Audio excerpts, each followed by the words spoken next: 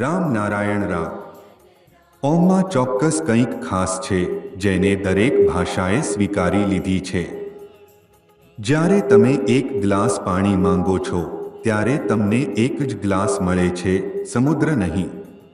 ઓમ એ ધ્વનિનો સમુદ્ર છે જેને વિવિધ ભાષાઓએ સ્વીકાર્યું છે. એટલે જ એક ઓમ દ્વારા બધું શક્ય બન્યું છે.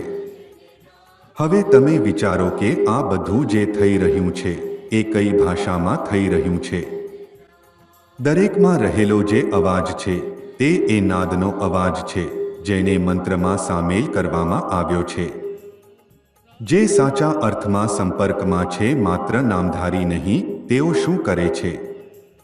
તેઓ ઓમ સાથે જે માત્રા છે અને જેમ સ્તરે ઓમ ધ્વનિ વહેતી છે તેમાં તે ધ્વનિને જે ભાષામાં મિશ્રિત કરવાની વાત કહેવાય છે તે પ્રમાણે કરે છે.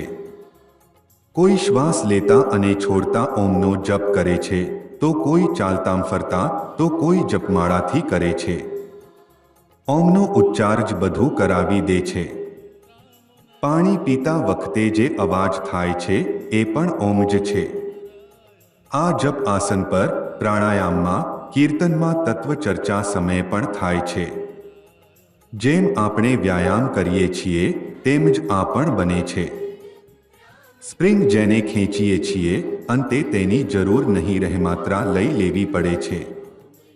આ શબ્દ પણ એ યંત્ર જેવો ખેંચે છે અને જ્યારે ભીતરમાંથી સુસંગતતા થાય છે ત્યારે બધું મળી જાય છે. મળતા જ આ શબ્દ અંદરથી જણાવી દે છે કે થોડી સૂરમાં આવો, અને તમે સૂર મળાવવા લાગો. જુઓ કે કેવી રીતે ઓમ પોતે જ વહેવા લાગશે.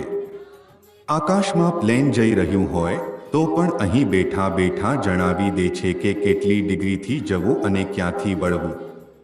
અહીં બેઠો માણસ પણ પ્લેન ઉડાડી શકે છે અને પાછું લઈ પણ શકે છે.